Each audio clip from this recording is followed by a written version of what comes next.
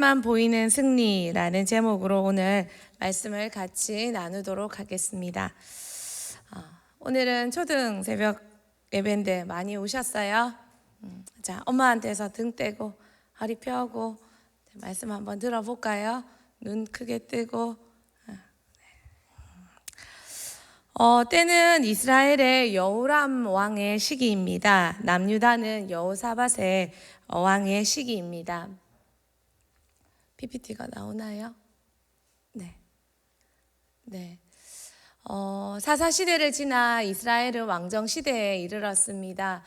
사울과 다윗과 솔로몬은 통일국가로 왕국이 이루어졌습니다. 그렇지만 솔로몬 1호의 여로보암과 르호보암으로 북이스라엘과 남유다로 저렇게 소리굽새처럼 나라가 모양이 이렇게 왕정이 나누었습니다. 지금 오늘 본문은 북이스라엘 여호람 9번째 왕입니다. 한번 엔터 쳐주시면 저 북이스라엘의 여호람 엘리사가 저때 일을 했습니다. 남유다는 7번째 왕 여호사밧이 사역을 하고 있을 때 저때의 일입니다.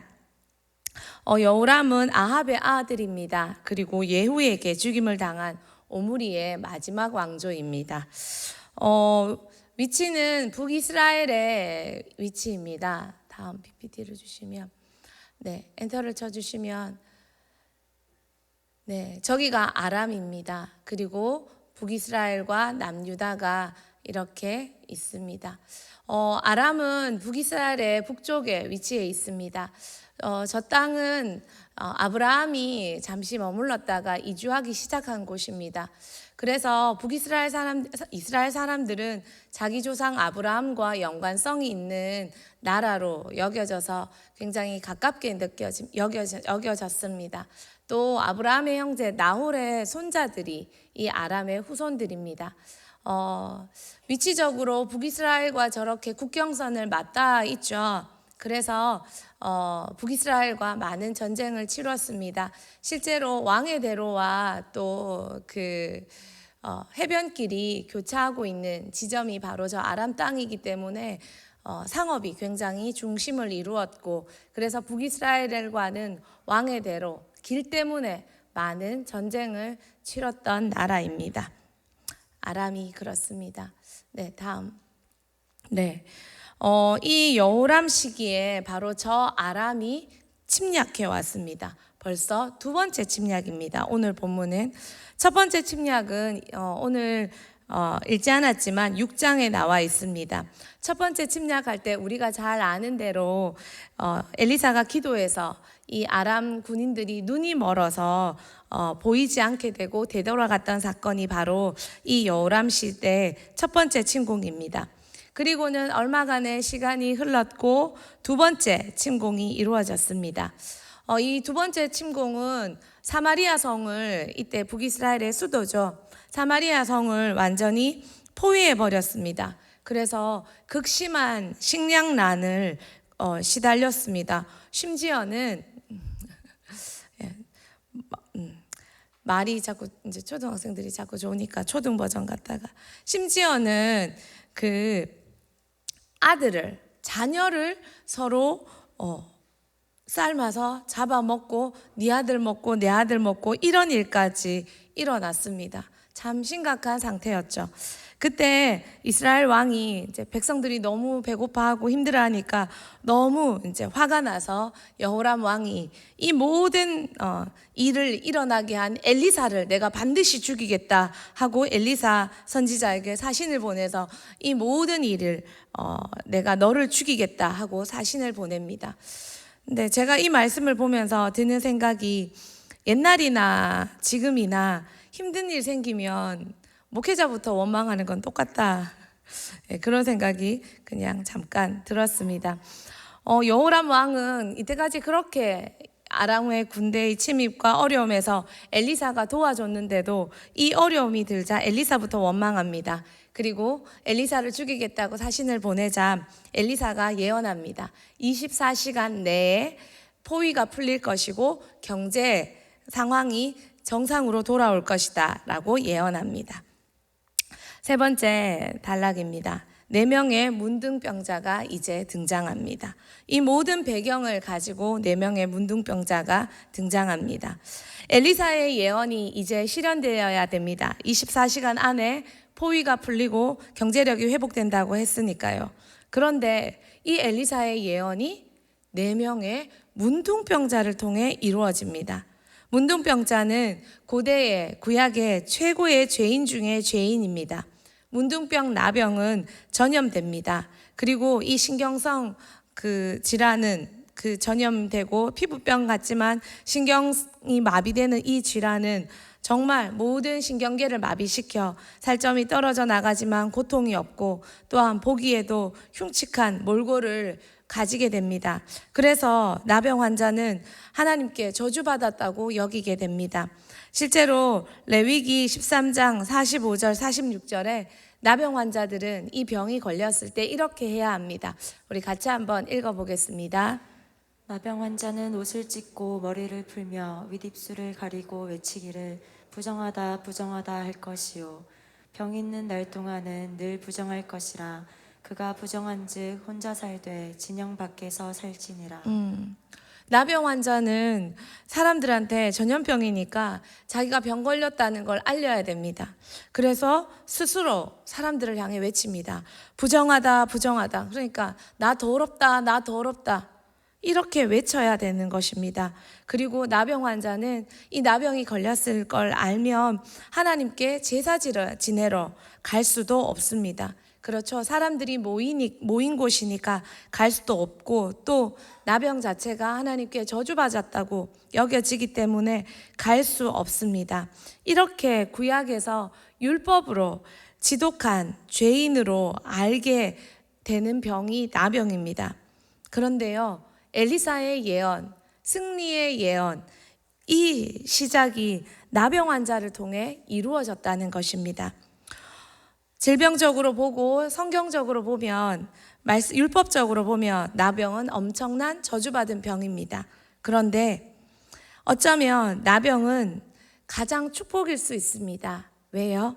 내가 죄인인 줄 알게 하는 구약시대, 신약시대는 성령으로 말미암아 복음으로 말미암아 우리가 죄인인 줄 알게 되지만 구약시대는 자기가 죄인인 걸 알기가 쉽지 않습니다. 그러나 율법의 가장 큰 죄인, 나병을 걸렸을 때 구약시대 가장 큰 죄인인 줄 알게 하는 병이 바로 나병입니다. 사랑하는 성도님들, 우리 친구들, 은혜의 시작은 응답이 이루어져서 환경이 바뀌고 무언가가 되고 무언가가 이루어지고 가질 수 있고 그것이 은혜의 시작이 아닙니다. 은혜의 시작은 내가 죄인인 줄 아는 데서 시작됩니다. 성령이 오시면 이루어지는 첫 번째는 바로 내가 지독한 죄인이라는 걸 아는 것입니다. 우리는 남의 죄는 쉽게 봅니다. 제가 저랬어요. 얘가 이랬어요. 제가 그래요. 이렇게 일러주는 것이 매 쉬는 시간마다 일어납니다. 우리 눈에 그건 너무 잘 보입니다. 그런데요, 은혜 받은 사람이 잘 보이는 게 있습니다. 그건 바로 자기의 죄입니다. 여러분 쉬는 시간에 선생님한테 가서 자기 죄를 일러준 적 있어요? 내가 이렇게 죄 지었어요. 이런 죄를 지었어요. 우리는 우리 죄를 숨기기에 급급합니다. 숙제 안 했으면 안 가져왔어요. 놔두고 왔어요. 그러나 남의 죄는 일러주기에 급급합니다. 누가 이랬고요. 누가 저랬고요. 그러나 은혜는 바로 이것이 이 인간의 본성이 반대로 되는 역사, 기적이 일어나는 것입니다. 바로 내가 죄인인 줄 아는 것입니다.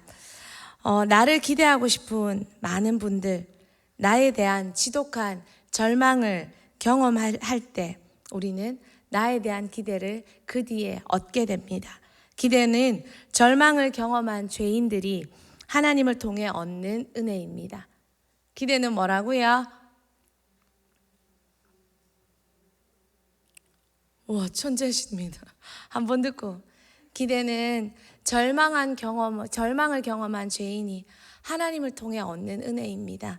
그것만이 기대입니다. 하나님의 기적, 엘리사의 예언이 나병 환자들을 통해 이루어졌다는 것이 우연일까요? 우리의 은혜의 시작, 내가 죄인인 걸 깨닫는 것. 오로지 기도가 마쳤습니다. 여러분은 나의 죄를 한 번 더 발견하셨습니까? 나병 환자를 통해 이루어졌습니다. 또한 나병 환자는 죽기를 각오했습니다. 나병 환자가 3절에 이렇게 말합니다. 우리가 어찌하여 여기 앉아 죽기를 기다리랴 생각하고 나병 환자는 갑니다. 나병 환자는 어차피 죽을 사람입니다. 우리 4절 한번 같이 보도록 하겠습니다. 성읍으로 가자고 말한다면 성읍에는 굶주림이 있으니 우리가 거기서 죽을 것이요 만일 우리가 여기서 머무르면 역시 우리가 죽을 것이라. 그런즉 우리가 가서 아람 군대에게 항복하자. 그들이 우리를 살려두면 살 것이요 우리를 죽이면 죽을 것이라 하고. 아멘. 나병하는 자가 하는 말이 뭡니까? 우리가 여기 있어도 굶어 죽고 저기 가도 저들에게 죽고 우리는 어차피 죽을 목숨이니까 가자. 죽으면 죽이면 죽으리라. 그들이 선포하는 말입니다. 세상 많은 사람들이 이 고백처럼 죽음에 갇혀 있습니다. 과거나 현재나 동일합니다. 코로나 시대라서 힘든 게 아니라 우리는 늘 죽음과 어려움에 갇혀 있습니다. 배고파서 죽고 실패감에 죽고 아파서 죽고 열등감에 죽고 없어서 죽을 것 같고 SNS의 기능이 자랑입니다. 친구들 말로 자랑질입니다. 먹었다고 자랑하고 봤다고 자랑하고 입었다고 자랑하고 결론은 나 예쁘지. 이게 SNS의 기능입니다. 그리고 이 SNS의 기능을 통해 많은 사람들은 또 배 아파 죽습니다. 부러워 죽고 배 아파 죽고 나는 저것도 못 입어보고 저것도 못 먹어보고 저것도 못 가보고. SNS는 점점 많은 사람들을 더 절망에 열등감에 집어넣고 있습니다. 사로잡히게 만듭니다. 그러나 여러분, 저와 여러분은 최소한 정신 차리고 봐야 되지 않겠습니까? 모두가 비교함으로 배고파 죽고 누구는 잘 되는 것 같은데 누구 집은 잘 되는 것 같은데 우리는 늘 이런 것 같고 이 죽음과 이 어려움과 이 두려움에 묻혀 살고 갇혀 살 때 저와 여러분은 달라야 되지 않겠습니까? 문둥병자는 말했습니다. 여기 있으나 저기 있으나 죽을 게 매 한 가지니까 죽이면 죽으리라. 이 고백을 에스더가 했습니다. 죽으면 죽으리라. 그런데 이 고백을 문둥병자가 했습니다. 여러분, 우리는 죽기를 각오해야 합니다. 죽음을 이기는 삶을 우리는 살 수 있습니다. 왜요? 저들은 죽으면 끝이지만 우리면 죽으면 이길 수 있는 생명이 우리 속에 있기 때문입니다. 우리는 저들과 다른 말, 저들과 다른 고백, 죽음을 각오할 수 있는 그 마음이 오로지 기도를 통해 여러분 속에 회복됐습니까? 여전히 우리 집은 안 되는 것 같고 우리 아들은 이런 것 같고 나만 이런 것 같고 그 속에 그 죽음 속에 갇혀 계십니까? 기도를 통해 여러분이 이 죽음을 돌파하고 그래 예수 생명 가진 우리는 된다. 그 죽음을 돌파한 고백이 여러분 속에 회복되셨습니까? 우리 같이 고백해 봅시다. 죽으면 죽으리라. 죽이면 죽으리라. 기적은 바로 그 고백을 가진 사람 속에 일어납니다. 손자병법에 이런 이야기가 있습니다. 네. 필사즉생, 반드시 죽으려 하는 자는 살고 행생즉사, 요행이 살고자 하는 자는 죽으리라. 손자병법에 있는 말입니다. 그런데 이순신 장군이 난중일기에 이렇게 썼죠. 필사즉생, 죽으려 하면 필생즉사, 죽으려 하면 죽지만 살려 하면 죽지만 죽으려 하면 반드시 산다고 이순신 장군이 난중일기에 썼습니다. 명량이라는 영화에도 유명한 대사가 나옵니다. 그 대사도 다음 PPT입니다. 그 대사도 동일합니다. 장구하게 얘기하지만 살고자 하면 필히 죽을 것이요 죽고자 하면 살 것이다. 여러분, 이렇게 각오하는 장수도 최소한 전쟁터에서 이길 수 있고 이길 가능성이 더 늘어납니다.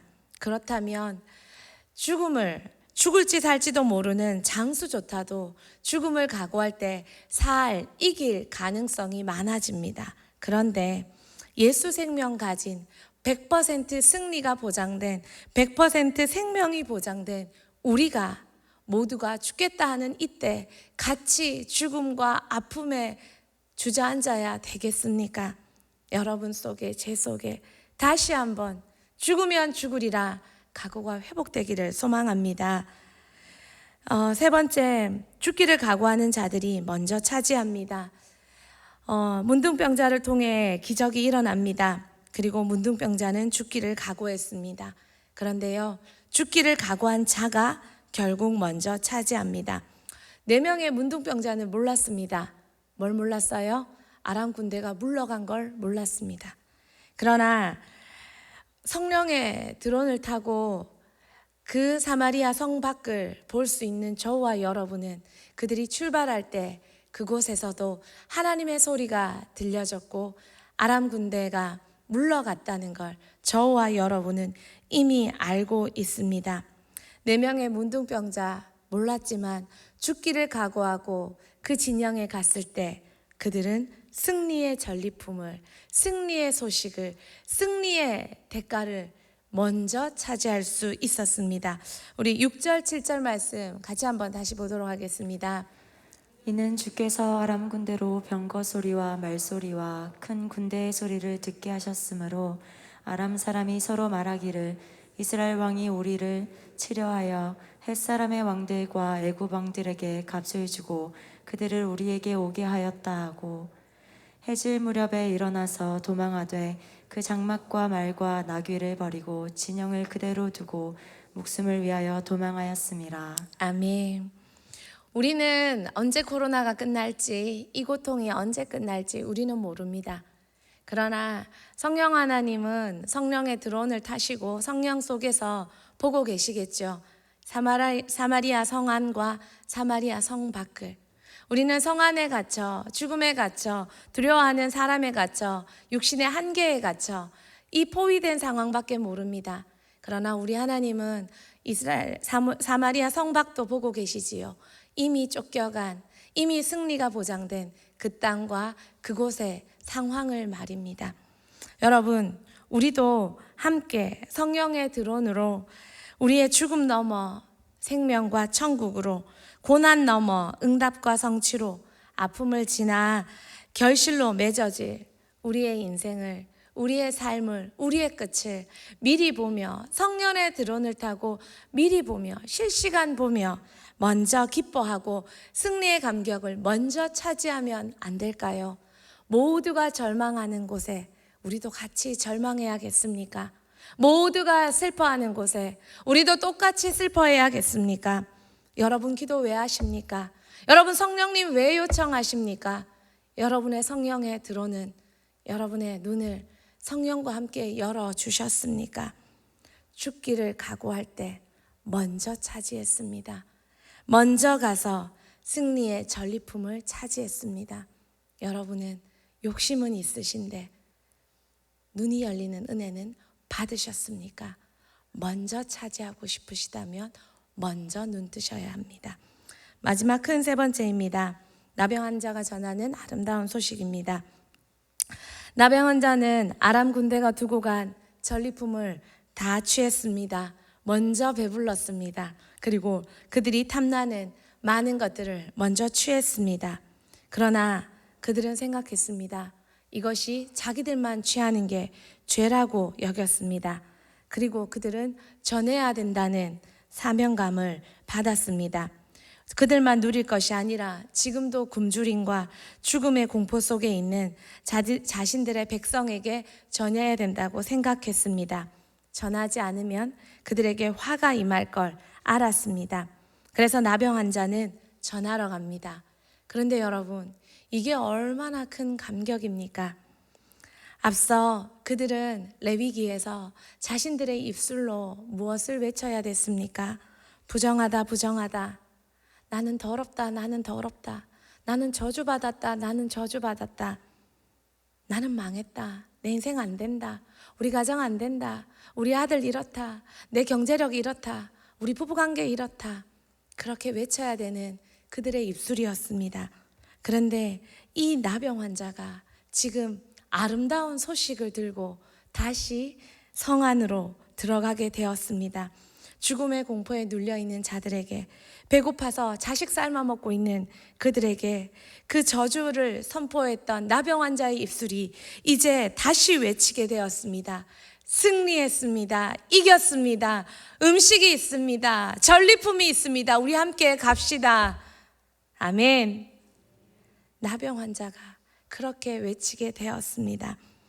모두의 눈에는 포위당한 사마리아의 현실만 보였지만 나병 환자는 그 포위를 넘어서서 죽음을 각오하고 뛰어갔을 때 그들은 승리를 쟁취했습니다.